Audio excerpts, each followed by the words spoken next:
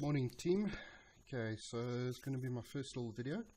I said to Krimmel that I will make some and then we can all maybe contribute. So I think the first one is just around defense, because you know, we do a lot of attacking and we talk about attacking, but I think defense and the way your base is set up is also an important aspect. So if you have a look at my base, you'll see that it is set up with a lot of different little pockets. So you can see the oil refinery sitting here in the middle, and that's the primary thing that I'm defending in this space. There's also a couple of mills and gold storage about, and then my kind of oil creating is sitting over there. And then what you'll notice is that on the edge I've got the town center, so not really a big important thing if you're not in a wall, to have your town center sort of sitting outside. If they take a couple of stars off you for destroying your town center, it doesn't really matter, or medals as the case might be. You'll also see that I've left my farms pretty much exposed outside, but I'm not too worried about that because I clear my farms very often. So you're not going to score a lot of points or resources or food from taking my farms out. Okay, now the interesting thing is, why have we got the various little cells? As you can see all the walls there. You've got the cell set up, and every little cell has got something in it. Okay, so you can see here, if you look there, there's well, not on the wall, but if you look there, there's a lot of oil producing in that cell, and you see I've got some defense there. I've got a garrison sitting there, I've got my bunker sitting over there. This cell where that mortar is sitting in, which is right next to the oil storage, doesn't have a gate. So in order to get into that cell, you have to destroy a wall. And then you'll see, I mean, my tank depot sitting over there. So you then have got a gate next to it so that your defensive troops can move about. So I'm not saying this is the best setup. In fact, you know, just remember that any setup that you have is vulnerable. It doesn't matter how you set it up. If the guy's going to throw enough resources at it, they're going to get into your base and they're going to destroy you.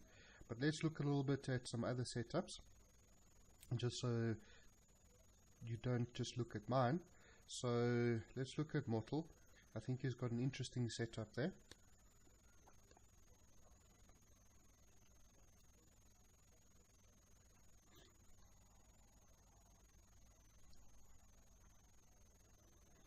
Sorry, just taking a little bit long to load for whatever reason.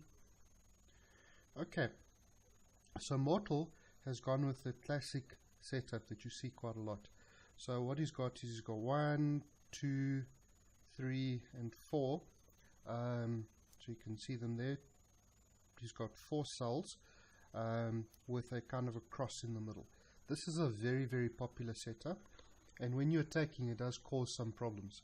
So very good setup that he's got over there. You'll see Mortar's, the interesting thing about Mortar's setup, he's got his town center right in the middle of his cross. So again, a lot of people, what they will do is they'll put their castle in the middle there. Mortar's setup slightly different. Alright, if we get back to my base there,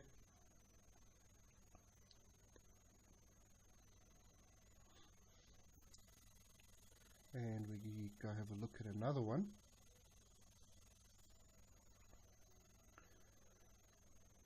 And let's check Krimmel.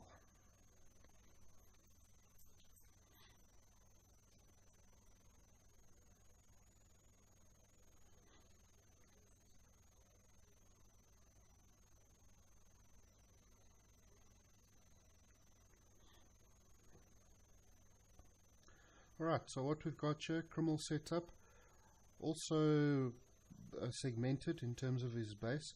Not quite sure what he's doing up here with the double wall.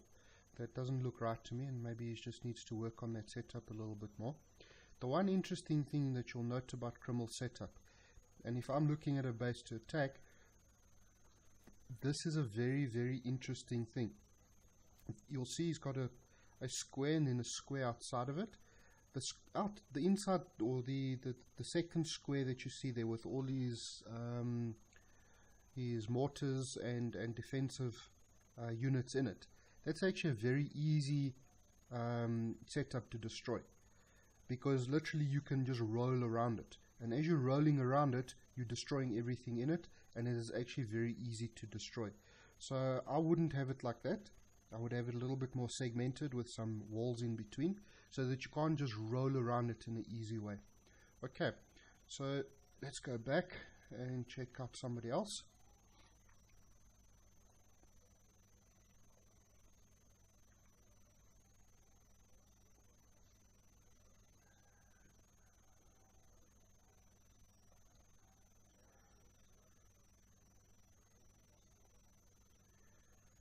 Let's go look at your boss.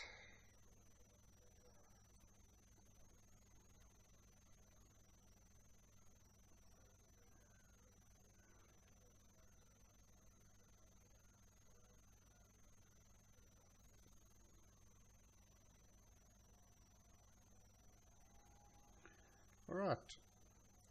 Now from an attacking point of view, this is a setup that I would hate. And if you look at this, again, he's not really built it out. He lost a little bit of creativity with his walls there. You'll see some double walls. Those aren't necessary, and they actually do nothing, to be very honest with you. So when you're attacking the double walls, they don't matter. So if you're doing double walls, you're wasting your time. But he has segmented his defensive buildings, or defensive units, or sorry, buildings, into their own individual walled off areas. That makes it very difficult for defenders to actually, or for attackers, sorry, to actually get into those. So a nice setup there, pretty decent. Okay, based on the level, I wouldn't have trouble with this base, but a very nice setup nonetheless. And you would have, if you were comparative level, I think you would have difficulty with this base.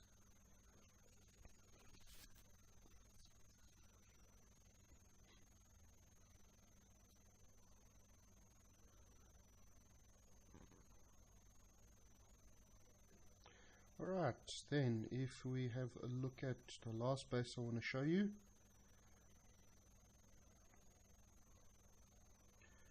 which is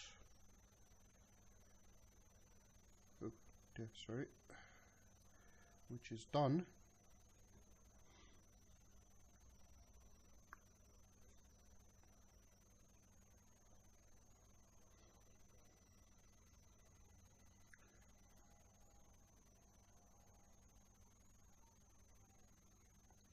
Then you will see exactly the base that I'd love to attack. Okay? Once you've breached the initial wall on this base, and it doesn't matter where you breach it, to be very honest with you, once you've breached the initial wall of this base and you get all your attackers inside this base, that's it, it's game over. There's absolutely nothing that stops anybody from just rampaging through this base. The walls, you'll see again, the walls are doubled up here at the bottom, doubled up here at the top, literally because he didn't know what to do with them, okay, which is not great. So again, I would change the layout of this base to segment it, like you saw with your boss's base. Makes it much more difficult to attack. It protects, remember your walls are there to protect, so it protects the defensive units within this base, or the defensive buildings within this base. Use your gates to get your defenders outside and away, and you sort it there. The other interesting thing there is there's absolutely nothing that defends this cluster of farms. Okay, if you do clear it often, it's not a big deal, but your cluster of farms, very important that you do actually defend them and make sure that you at least can get some defenders to them, so you don't just get picked off on your farms. Alright, I think that's it with regards to the layout of the base in normal situation. I think the important things that I showed you was putting your base into defensive patterns and making sure that nobody can just rampage through your base. Hope you've enjoyed it. Let's look at the next one.